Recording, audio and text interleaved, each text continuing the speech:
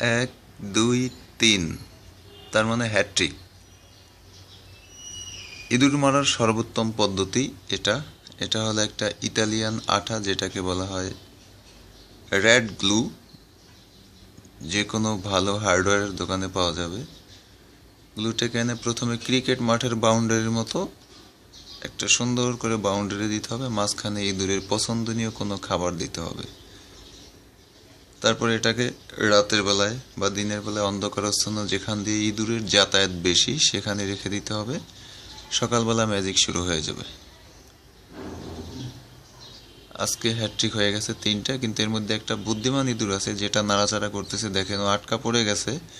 ও হয়তো বুঝতে পেরেছে যে ও জীবন মরণের সংখ্যা আছে, কিন্তু সে বিস্কিট খেয়েই যাচ্ছে, খেয়েই যাচ্ছে, এখনো খাচ্ছে। চমৎকার। রাস্তাঘাটে অনেক লেকচার শোনা যায়, ওগুলো থেকে কিছু কিনলে শুধু প্রতারিতই হবেন, কারণ ওই ঔষধগুলো খেলে ইঁদুর তো মরেই না, বরং মোটা হয়, স্বাস্থ্যবান হয় এবং